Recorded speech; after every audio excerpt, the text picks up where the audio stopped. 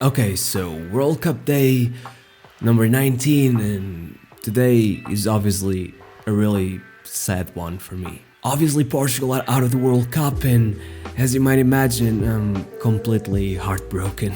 Probably took me like twice as long as it normally does to do the research for this video, because honestly, I don't even feel like looking at football right now. But regardless, I know you guys really enjoy these videos, and it's definitely worth making the effort for you. So let's put that whole thing to the side for a second and let's get into it. So first of all, a bit of strange news, not even really related to the World Cup to be honest, but still weird. So Alaba's father-in-law has been arrested because he and 24 other people were planning to overthrow the German government. I mean, I've shown you some odd bits of news, but this one is something else. But yeah, let's get into the games. First of all, Croatia versus Brazil. Really quick, just before getting into the match, look at this fan at the stadium who was literally asking for a link to a stream on Twitter because he couldn't watch the game because someone in front of him was wearing a huge hat. Can you imagine paying thousands of dollars to go watch our national team at the World Cup and then this happens? Well, I can't, because Portugal are out of the World Cup. But yeah, Brazil versus Croatia, right? It started with 20 minutes of pure insanity. Vinicius was going at Croatia over and over again. I mean, the way he breaks loose from defenders is just jaw-dropping at this point. Regardless, from there on out things calmed down a bit, which to be honest wasn't surprising. I mean, Brazil have failed to score in the first half of 6 of their last 7 World Cup matches. And yeah, the one match where they did score was South Korea, where obviously they scored 4, which is a ridiculous outlier, but yeah, moving on. In the second half, things started getting really serious, with both Vinicius and Richarlison failing to score just like a meter away from the goal line. Though to be fair, the reason was Livakovic, who pulled off 2 incredible saves. Then came the time to make some substitutions, and out of everyone in the team, Tite decided to take off Vinicius. That has literally been called the worst substitution in World Cup history by some people, and honestly, they might not be too far away. If Vinicius kept making the runs he was making, I'm pretty sure that eventually he would score,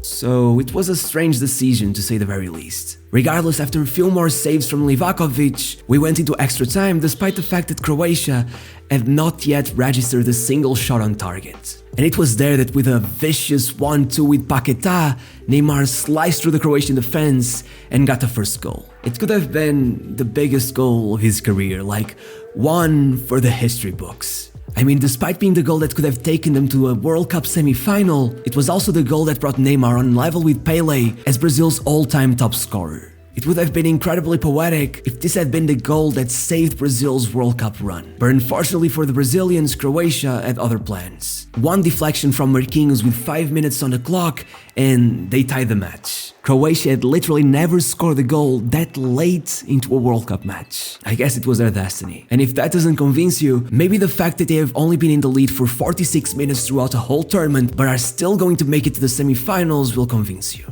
But regardless, going into the penalties, we had 2 very different keepers. Alisson is supposed to be one of the best penalty stoppers of all time. I mean, he has literally saved 40% of the penalties he has gone up against, while Livakovic saved only 25%, which isn't exactly the best. But there was one thing that was working on Livakovic's favor, and it was the players that Tite picked up for the penalty shootout. I mean, they were some of the most absurd decisions I've seen in a while. The first one was Rodrigo, who literally took 6 penalties throughout his entire career, and he missed. The second one was Casemiro, who had literally never taken a penalty in his entire career, but at least he scored. Then came Pedro, who isn't exactly a big name, but has been relatively decent at penalties and has taken a few, and he scored as well. And finally, came Marquinhos, a center-back. It is never the best idea to pick your center-back to take an important penalty, but it is even worse when your center-back has only taken 2 penalties in his entire career. So let's all pretend to be shocked. Marquinhos missed, and Brazil lost the game. The fact he didn't even pick Neymar is just absurd. I mean, I get that he was probably waiting for the 5th penalty, but by the time they got to their 4th penalty and they knew they had to score, surely it would have been a better idea to pick Neymar to take it than to pick Marquinhos. But well, it's done now. Still, going back to my whole Alisson versus Livakovic theory, Alisson, the penalty king, did not save a single one, and Livakovic did. which literally was the 4th penalty he saved at this World Cup, the most in a single tournament in history. And if that wasn't enough to convince you that Livakovic was easily the man of the match, let me tell you he also pulled off 11 saves in this match, while throughout the entire tournament so far, he had only gotten 9. No Croatian goalkeeper in history had ever pulled off more than 7 in a single World Cup match. Also, one curious fact, this is the 6th consecutive time that Brazil has played a European nation at a World Cup knockout and lost, which personally I wouldn't have guessed, so I thought it was cool. Also, a bit of a wholesome moment. It was really nice to see Perisic's son consoling Neymar at the end of the match. I thought that was really cute. And just one final thing about this match, lately I've been expressing a lot of admiration towards Richarlison, and there was one stat he pulled off that I thought was really impressive. He completed just 7 passes throughout the whole match, and still 4 of these created a chance for Brazil, which is wildly impressive in my opinion, really efficient. But now, moving on, the Netherlands versus Argentina. So the entire first half was pretty much just a huge midfield duel, and it would have been the most unremarkable thing ever if it wasn't for Messi being the genius that he is and creating a goal out of thin air, assisting Molina. That pass was just wow. And by the way, look what happened to this fan while he tried to celebrate the opener.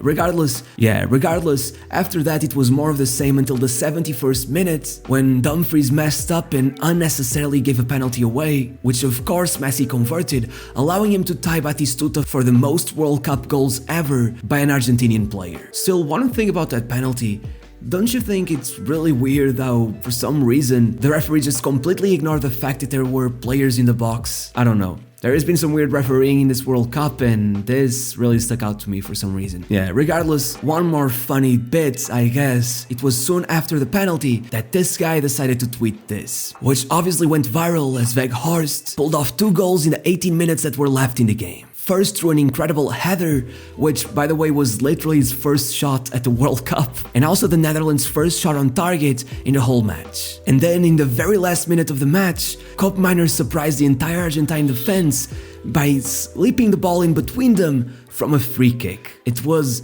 absolute genius, and it allowed Weghorst to get his second goal, which by the way meant he was the first Dutch player in history to score a brace at the World Cup after coming on as a substitute. And still in the middle of all of that, we got to see Van Dijk body slamming Paredes into another dimension. Okay, once that was all done, extra time didn't exactly bring much to the match for a while, but towards the last 15 minutes, Argentina went all in. And if it wasn't for one great save after the other by Noppert, and Enzo Fernandez being unlucky enough to hit the post in the very last minute, it could have been a bloodbath. Regardless, all we got was penalties. And there, the story was pretty simple. The Netherlands missed the first 2, then Enzo missed his as well, and eventually, Lautaro Martinez got a bit of redemption, scoring the decisive penalty to give Argentina the win. And it was at this point that everything just went wrong. Because, at least in my opinion, all of the things that happened after the match were just sad to watch, I guess. The moment they won the match, the Argentinian players seemed more worried about taunting the Dutch players than actually celebrating their win, which was pretty shameful, especially compared with the game between Brazil and Croatia, where, as you can see, Modric was literally going to their players one by one and making sure they were okay. And in the middle of all of this, you'd expect Messi to be, a bit more level-headed, but it really wasn't the case. First, he decided to confront Van Gaal twice, celebrating his penalty in front of him for some reason, and then going up to him and, yelling out some things that didn't seem very nice. He went on to say that he did it because he didn't feel respected by Van Gaal, and that's a decent reason, but all that Van Gaal said, at least from what I've seen, was that Messi was a bit lazy off the ball, which isn't necessarily false. I mean, most wingers tend to be like that, especially the ones that are really reliant on high usage rates like Messi, so I don't know, I didn't feel like it was too much of an insult. And it's especially sad that he did it to Van Gaal when he's been coming back to coaching the national team after surviving cancer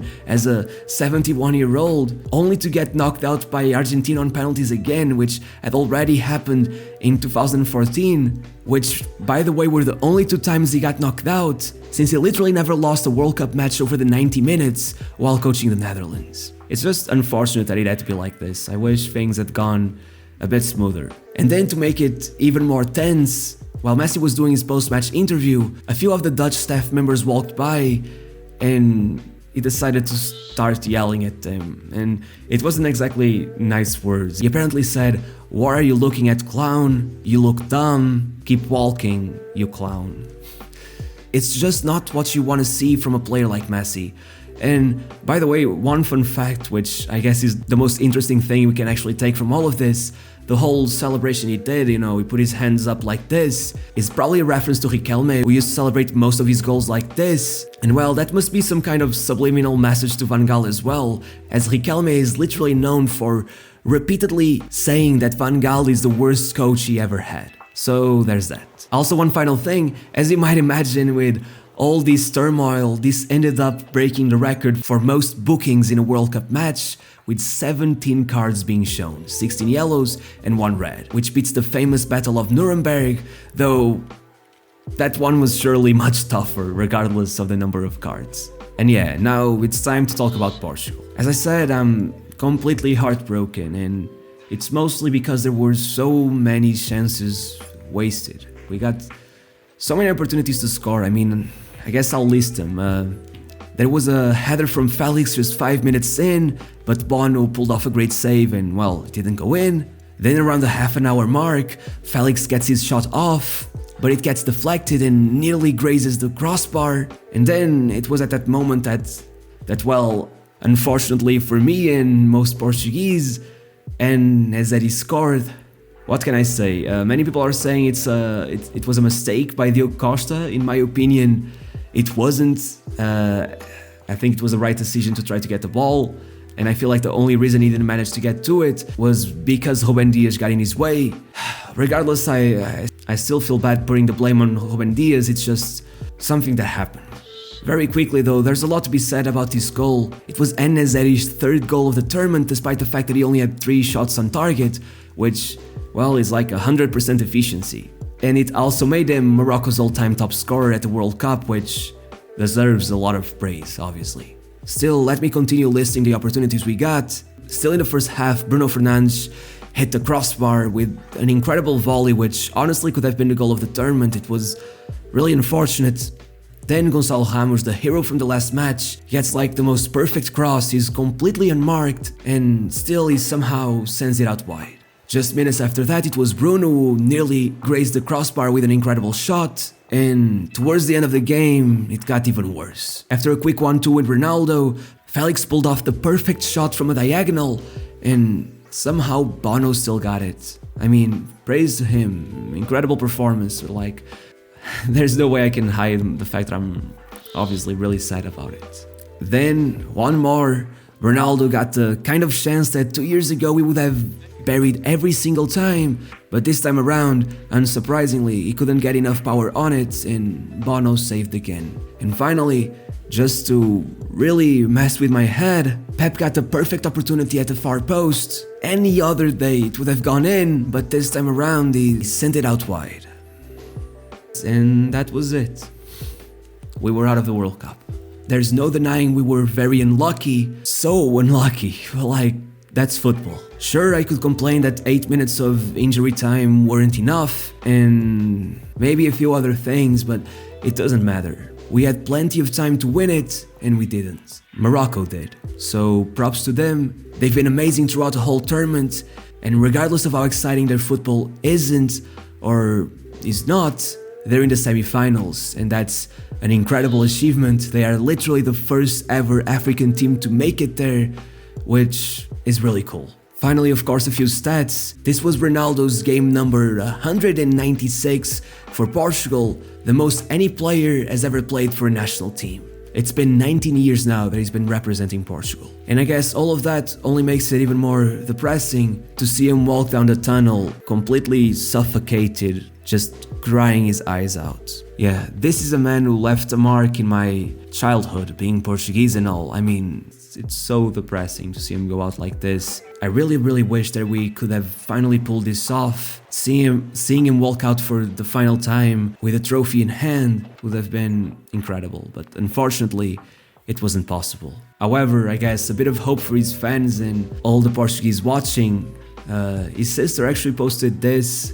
It says 41 years old, and an expression which pretty much just signifies that he's still pretty young. Well, 41 would be his age at the next World Cup, so it seems that she's implying maybe there's a chance he'll still make it. I don't know. Obviously, he's been struggling immensely. After all, he is 38 years old. But I'm not gonna lie, I would definitely like to see him again. And another stat that certainly brings hope to every Portuguese watching, this was the youngest starting 11 we ever played in a World Cup match. And that's with Pep and Ronaldo on the pitch, both raising the average by quite a bit. So it seems this team will be at the peak of their game by the time the next World Cup comes around. And probably with a new coach and all of that, there's a lot of reason to be hopeful. I really think that we could pull off something incredible. And finally, just some more wholesomeness, I guess. Here's Bono playing with his son after the match.